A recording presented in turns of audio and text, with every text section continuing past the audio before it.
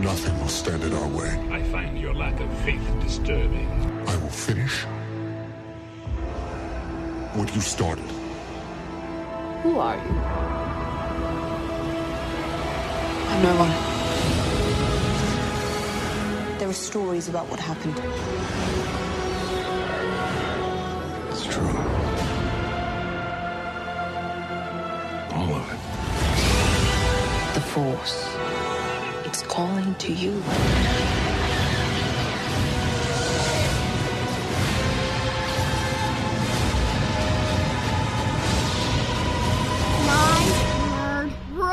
Just let it in.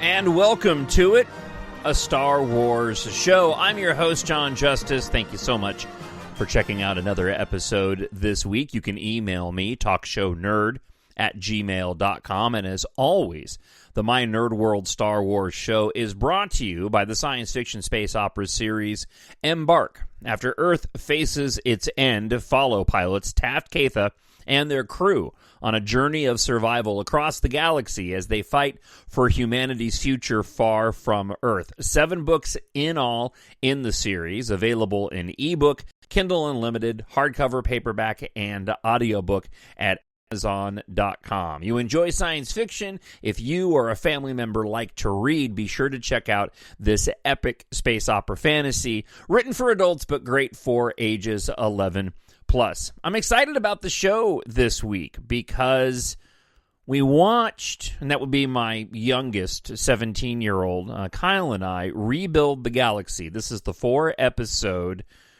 Disney Plus Lego series that just dropped on September 13th. This is a brilliant show, and that may seem odd to say given we're talking about a Lego show, but I went into this with absolutely no expectations whatsoever.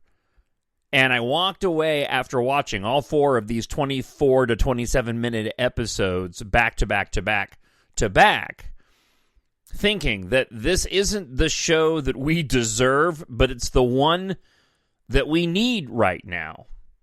And I'm of the opinion there's a reason why this ended up being so good.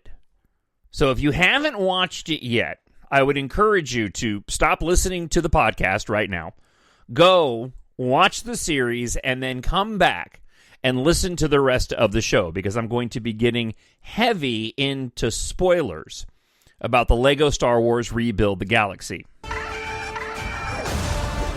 the spark that'll light the fire that'll burn the First Order down. So let me start off with a review from space.com, and then I'll share my further thoughts on the show. If you recall Princess Leia's slight insult to Han Solo by calling him a scruffy-looking nerf herder in The Empire Strikes Back, you might have always wondered what exactly a nerf herder looks like, and might even have fallen asleep while counting nerfs being herded over your bed late at night. Well, Dan Hernandez and Benji Schmidt, the writers and creators and showrunners of the Disney Plus miniseries Lego Star Wars Rebuild the Galaxy, have taken up the task to reveal precisely what this strange occupation is by casting their main minifigure character, Sig Griebling, which is funny because Griebling are the items that typically you find on Star Wars vehicles and spacecraft that make up the design aesthetic for the ship. They really don't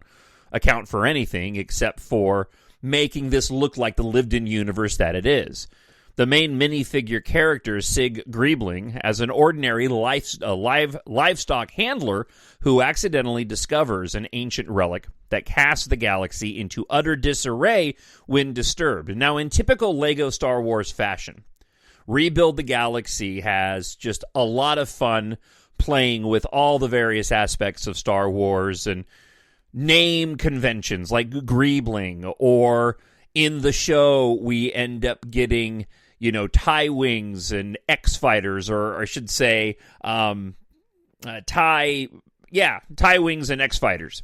Something to this effect. I'm getting those wrong. But basically, they're TIE fighters that look like X-wings and X-wings that look like TIE fighters. We get a black Darkside Millennium Falcon. We get a Jedi Starfighter that looks very similar to the one that Anakin Skywalker flew in the original Genndy Tartakovsky Clone Wars 2D animation series that came out.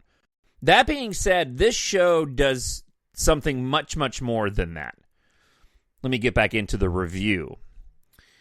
Here to help salute the 25th anniversary of the LEGO Star Wars Rebuild the Galaxy is a joyous 4-part series, carries on with its delightful sense of sheer, unadulterated smiles and its wacky story of the Star Wars universe turned upside down and inside out. And while it is a wacky story, there's something a lot more going on here, in my opinion. Directed by Chris Buckley and animated by Vancouver, BC-based Atomic Cartoons, this crossover of epic appeal plunges into the multiverse concept that's permeated many sci-fi and fantasy movie, TV series, comic book, and video games over the last decade. But there's such an extreme level of charm, goodwill, and heart here that it feels fresh, even though the alternate reality fad has mostly run its course. And they hit the nail on the head there. I would not want to see a live-action version of what they did in this Rebuild the Galaxy LEGO series, inasmuch as they tap into the multiverse concept. That being said, you remove that multiverse concept from the show, and you have, at its core, the essence of Star Wars within these 4 episodes in a way that we have not seen in a long, long time. Getting back to the review, partially inspired by the way kids and adults play with those little Danish bricks by mixing and matching pieces to create hybrid Star Wars vehicles, buildings, and spaceships, Rebuild the Galaxy offers an imaginative escape that leaves fans of both camps with a sense of nostalgic fun. This spin all begins with Sig and Dev Griebling, the nerf-herding brothers, living in their bucolic home on Finessa. Force-sensitive Sig is happy, shepherding nerfs and living a simple lifestyle. His brother Dev is a restless soul who would love to leave his backwater planet at any moment. After locating the long-abandoned Jedi Temple that contains an ancient Lego known as the Cornerstone, they remove the relic against the protests of Jedi Bob, which triggers a seismic shift in the whole LEGO Star Wars realm. This event causes a universal makeover as bricks transform and combine in a myriad of ways, which, with allegiances swapped and destinations reshaped. A beach bum pod racing Luke Skywalker exists on a Tatooine, no longer a dry dust bowl, but changed into a surfer's paradise. There are Rebel AT-AT walkers, X-Wing TIE fighters, and Ewok bounty hunters. Crate's salt-crusted surface has become a peppery planet. Hoth's vast ice fields are now flowing with molten lava. Admiral Akbar is the donor for the clone troopers, and the Resistance is led by benevolent iterations of Palpatine, Darth Vader, Count Dooku, and the former IG-88 assassin. Stuffed with amusing cameos, self-referential jokes, and fun surprises, Rebuild the Galaxy takes the Star Wars mashup craze to the next level. Darth Jar Jar is a hilarious standout, as is a psychotic C-3PO flying a golden Naboo starfighter, and the Lando Calrissian version of The Mandalorian called The Landalorian. Now, swapping sides from light to the dark are Darth Devastator, Darth Rey, Darth Chico, and the rebirth of a lovable blue alien of young Jedi adventures into the diabolical Darth Nubs. With his Finessa girlfriend, Yessi Scalia, Jedi Bob, and an Aussie-accented gonk droid named Servo, Sig attempts to correct the mistake he made by removing the Cornerstone to reset the galaxy far, far away back to its former state. Characters begin to question which world is truly better. Will they put the pieces back together or embrace both the good and bad of this polarizing realignment? LEGO Star Wars Rebuild the Galaxy delivers what its geeky creators intended with its imaginative what-if scenario for the LEGO Star Wars 25th anniversary celebration. And we'd love to see a sequel exploring this weird world to encounter more of the playground's hilarious permutations. This is streaming now exclusively on Disney Plus. Within the story, when they remove the cornerstone, it ends up, as the space.com review says, it ends up rearranging and remixing the galaxy. And what you come to find out within the story is that every time that the cornerstone has been removed, which has happened before, it has created this other existence, including the existence that Sig currently lived in before he removed the cornerstone. This was created by Jedi Bob at one point in time. What I found so interesting about this particular story is, and I'll jump to the end and then I'll back up a little bit, was by the end of the show, I turned to my son Kyle and I said, this is getting really heavy. The Darth character, the Darth brother character, Darth Devastator, doesn't realize that Sig is his brother because they're in this alternate universe. And yet at the end of the show, we end up with this strain between these two characters as the brother tries to bring his other brother over to the dark side. He himself has the Force. He's able to use the Force at the beginning of the series to simply rebuild things, but you find out later on that he can actually use the Force like anybody who is Force sensitive typically can, and we get the trope of a dark side user attempting to bring a light side user over. There's a lot of these nods and things that we're used to seeing in Star Wars. It's played up on a different angle, given that these two individuals are brothers. So it's fresh in that regard. And the entire time I'm watching this, I'm thinking to myself, this is what Star Wars is about. Not the utter ridiculousness of what they're able to get away with in Lego shows, right? They go to the ridiculous. You would not want to see this play out in live action.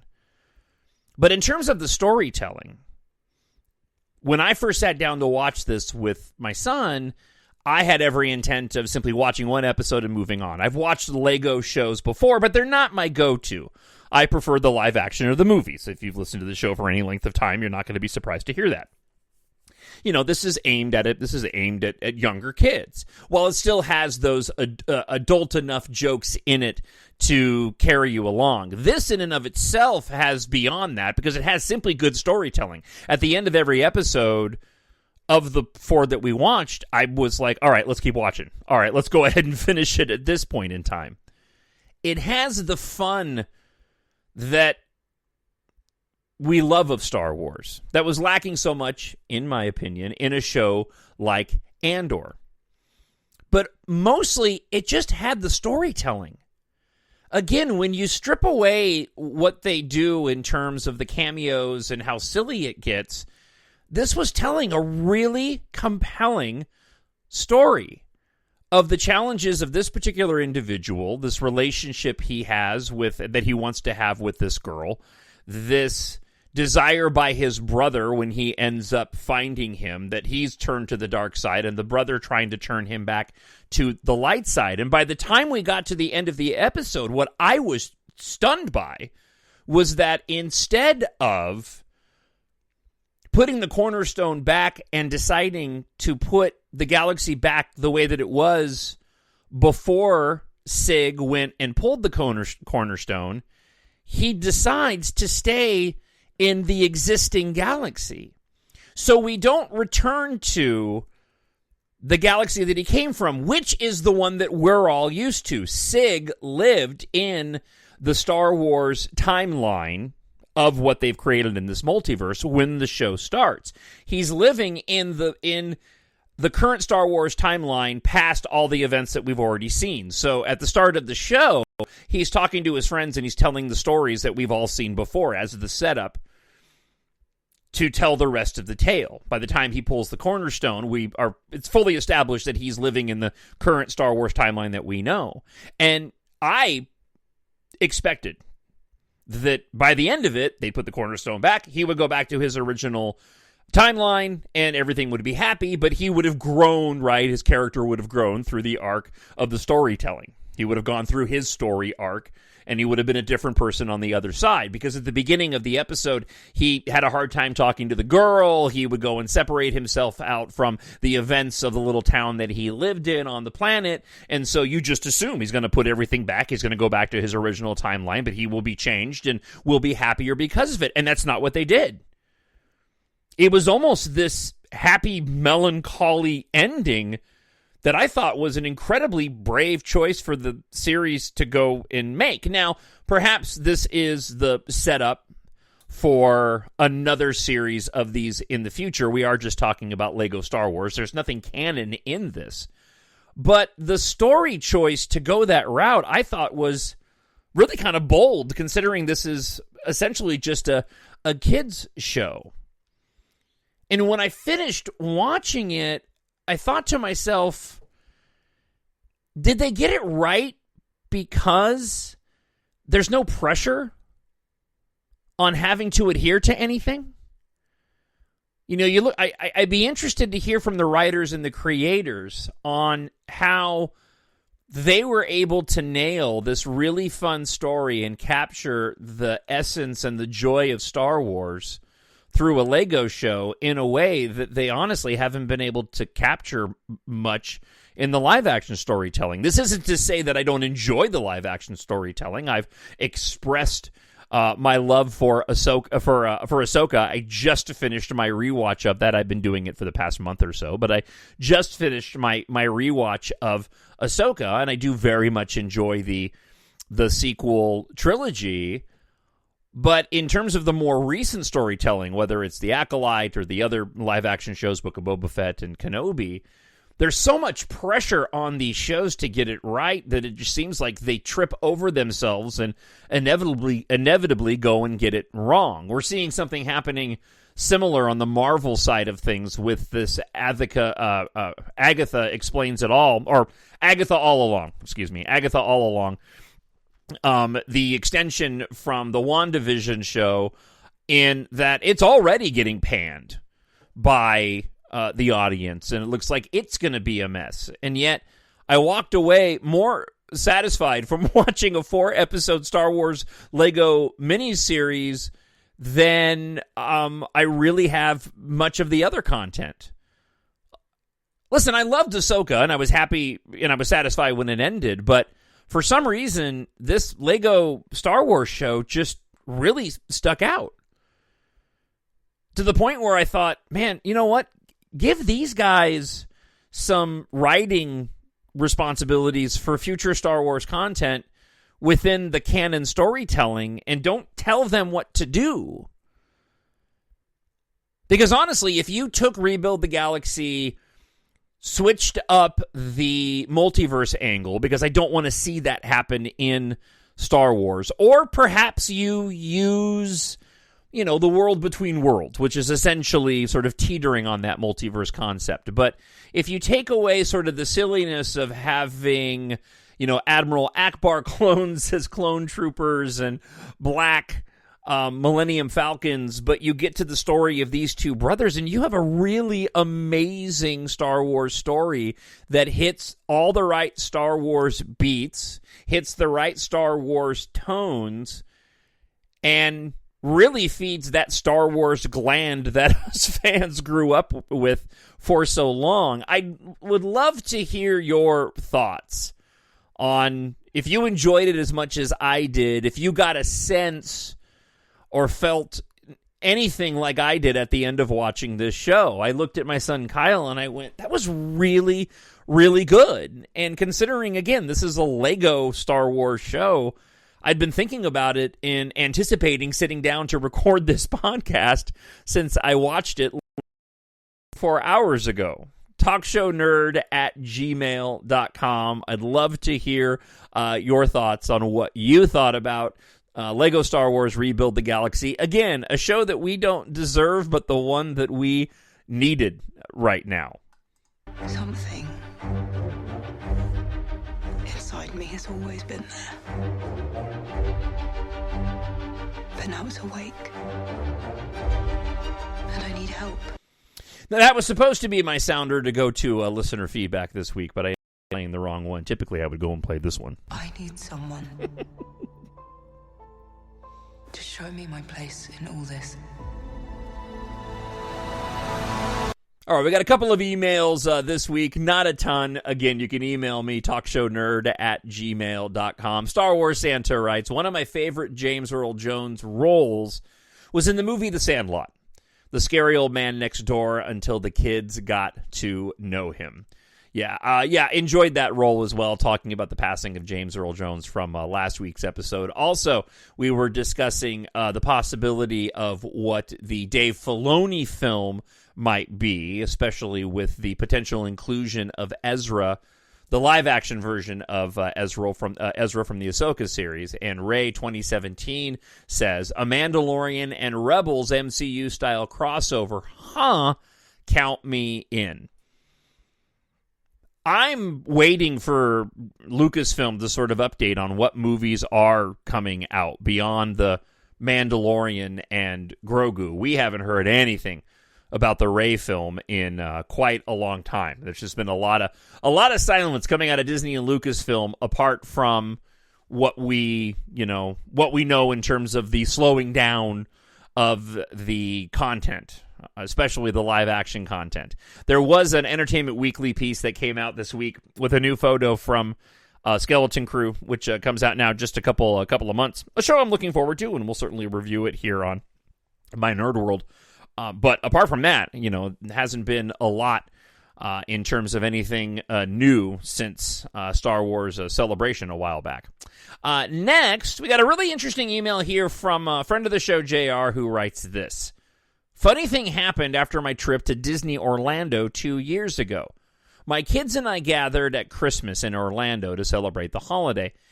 I had no real expectations when we visited Universal and Harry Potter World. It was freezing. We got through that, enjoyed the daytime and the nighttime visit. Very immersive. The next day we went to Star Wars Galaxy's Edge at Walt Disney World. I put too many expectations on the experience, and I didn't enjoy it the same as I had hoped. Irrationally, and I stress that word, I hoped deep down that there would be a shop that I could and would spend my entire 401k, if needed, to get a Din Djarin helmet and armor. I know it was a stupid expectation.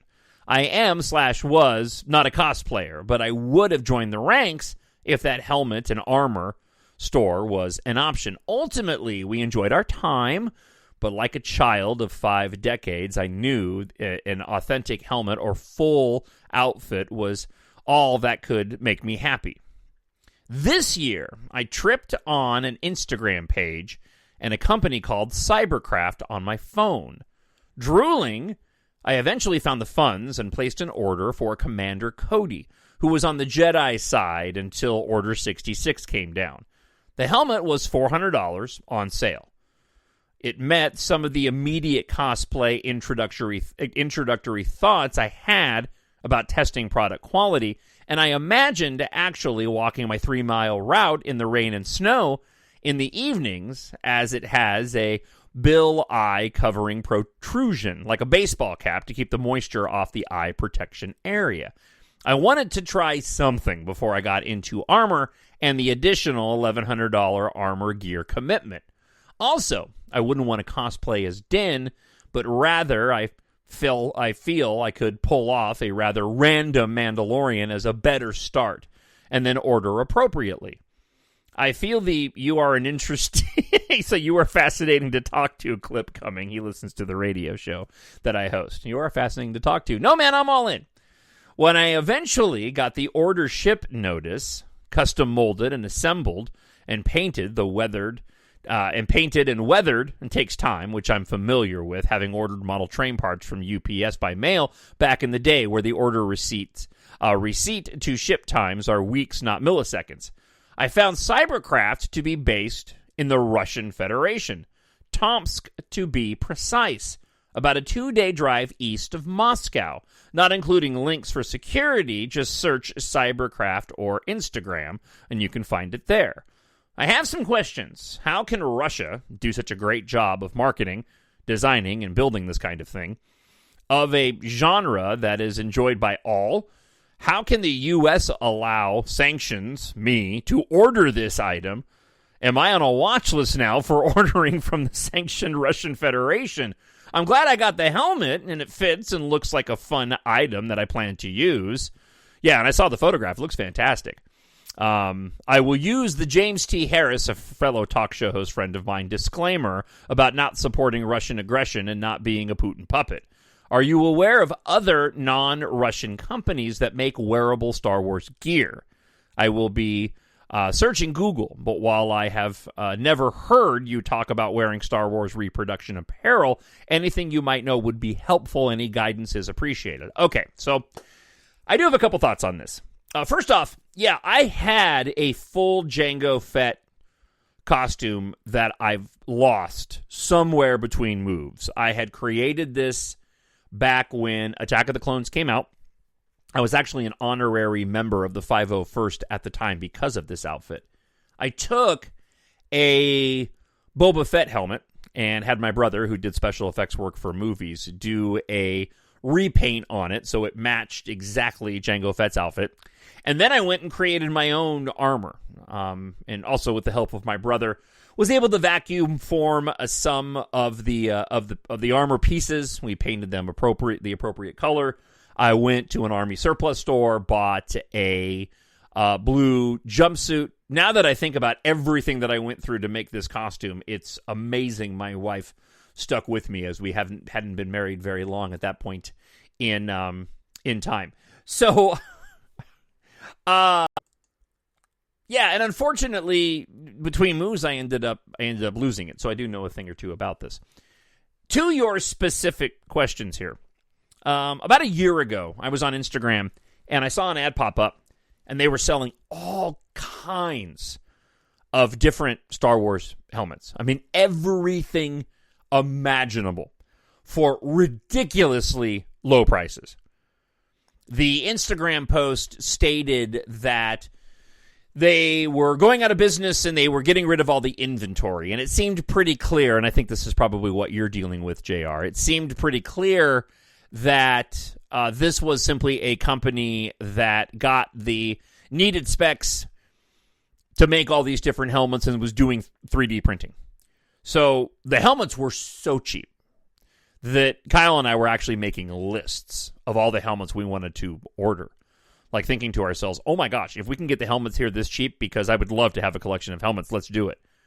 So in our overreaction, enthusiasm, and excitement, we took such a long period of time to try to get our list together that finally my senses started to come to me, and I went back and looked further, a little bit more detail into the website in and of itself, because it seemed too good to be true. And my guess was at the time that it was too good to be true, that this was nothing but a scam, and all of the points of connection from the post seemed to be, in foreign countries. You couldn't track anything down online about this company in general on the internet. So we decided to not risk losing the money. And we thought maybe we'll just order one or two at a really, really cheap price. I mean, we're talking $10 and $20. I mean, this was ridiculous for what appeared to be the quality of helmet that they had in the photos. Sure enough, I did a further search and saw some other individuals that claimed that this was probably a scam, but didn't find anybody that actually ordered from them to confirm that. So I guess up front, I'm happy that you didn't get scammed in the purchase of this helmet.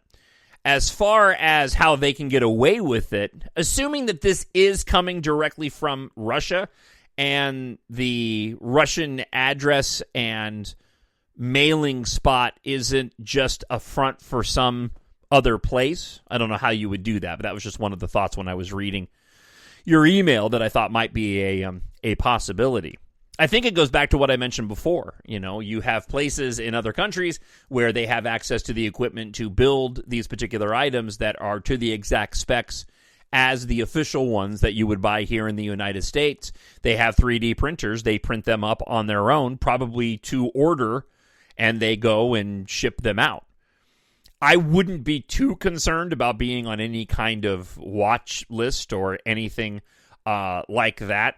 I wouldn't order from them again, and I would count your blessings that it actually worked out and you got the product that you were hoping to get. Because if you had sent this email to me and asked, hey, what do you think? I haven't received my product yet. I would say, I think you're out $400. So that's pretty awesome that you ended up getting a high quality helmet from that place. All things considered, which has me going back to my original story and what we found online and wondering whether or not that was a scam, or perhaps they really were selling out their inventory and they created all these helmets. Needless to say, I'm not going to go back and try to find it. I remember after that moment, the algorithm kept spitting out a bunch of different advertisements from different companies, different company names that all had the same advertising graphics.